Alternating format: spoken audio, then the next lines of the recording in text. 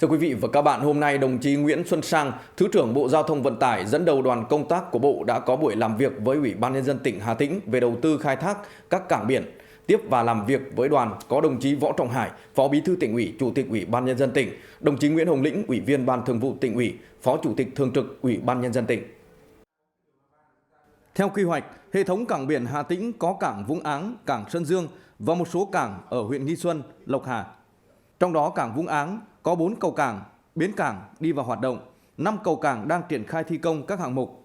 Đối với một số cầu cảng khác, các doanh nghiệp đang khảo sát để xin chủ trương đầu tư xây dựng.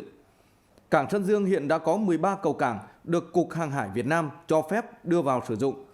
Và để nâng cao hiệu quả khai thác tại cảng Vũng Áng, Ủy ban Nhân dân tỉnh đã phê duyệt quy hoạch Trung tâm Logistics Vũng Áng. Đặc biệt, sau khi quy hoạch tổng thể cảng biển Việt Nam thời kỳ 2021-2030, tầm nhìn đến năm 2050 được Thủ tướng phê duyệt, tỉnh Hà Tĩnh đã chủ động đề xuất Bộ Giao thông Vận tải cho phép tỉnh nghiên cứu quy hoạch chi tiết phát triển vùng đất, vùng nước, cảng biển Hà Tĩnh.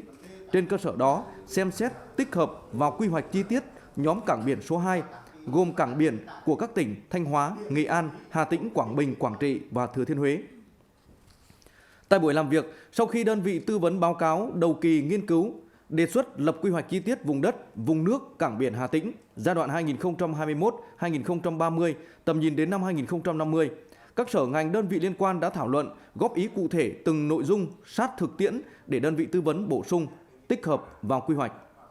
Phát biểu tại buổi làm việc, đồng chí Võ Trọng Hải, Chủ tịch Ủy ban Nhân dân tỉnh khẳng định, với sự quan tâm tạo điều kiện của Bộ Giao thông Vận tải, thời gian qua Hà Tĩnh đã đầu tư kết cấu hạ tầng giao thông đồng bộ nói chung và hệ thống cảng biển nói riêng, nhất là thu hút các nhà đầu tư chiến lược vào khu vực cảng Vũng Áng, Sơn Dương. Đặc biệt, năm 2021, tỉnh đã ký biên bản ghi nhớ với Tổng công ty Tân Cảng Sài Gòn về hợp tác đầu tư, khai thác phát triển cảng biển và trung tâm Logistics Vũng Áng, Sơn Dương. Đồng chí Chủ tịch Ủy ban Nhân dân tỉnh mong muốn Bộ Giao thông Vận tải và các cơ quan trực thuộc Bộ quan tâm, hỗ trợ tỉnh để tiếp tục đầu tư xây dựng hệ thống cảng biển Vũng Áng, Sơn Dương đáp ứng yêu cầu phát triển. Đối với quy hoạch chi tiết vùng đất, vùng nước, cảng biển Hà Tĩnh giai đoạn 2021-2030, tầm nhìn đến năm 2050, đồng chí Chủ tịch Ủy ban Nhân dân tỉnh đề nghị đơn vị tư vấn cần bám sát quy hoạch tỉnh Hà Tĩnh, những định hướng phát triển khu kinh tế Vũng Áng và tình hình thu hút đầu tư trên địa bàn, đồng thời giao các sở ngành liên quan phối hợp chặt chẽ với đơn vị tư vấn trong quá trình lập quy hoạch chi tiết. Kết luận buổi làm việc, đồng chí Nguyễn Xuân Sang, Thứ trưởng Bộ Giao thông Vận tải đánh giá cao nỗ lực của tỉnh Hà Tĩnh trong thu hút đầu tư, phát triển các cảng biển. Đồng thời yêu cầu tỉnh cần đôn đốc đơn vị tư vấn quyết liệt, đẩy nhanh tiến độ lập quy hoạch chi tiết vùng đất, vùng nước, cảng biển Hà Tĩnh, chủ động thu hút kêu gọi các nhà đầu tư xây dựng các cầu cảng, bến cảng. Về phía Bộ Giao thông Vận tải sẽ luôn hỗ trợ, phối hợp chặt chẽ với tỉnh trong quá trình đầu tư, phát triển cảng biển. Đồng chí cũng lưu ý từng nội dung cụ thể trong quy hoạch chi tiết vùng đất, vùng nước, cảng biển Hà Tĩnh và yêu cầu đơn vị tư vấn trong quá trình lập quy hoạch cần bám sát vào quy hoạch tổng thể phát triển hệ thống cảng biển Việt Nam thời kỳ 2021-2030, tầm nhìn đến năm 2050 đã được Thủ tướng Chính phủ phê duyệt.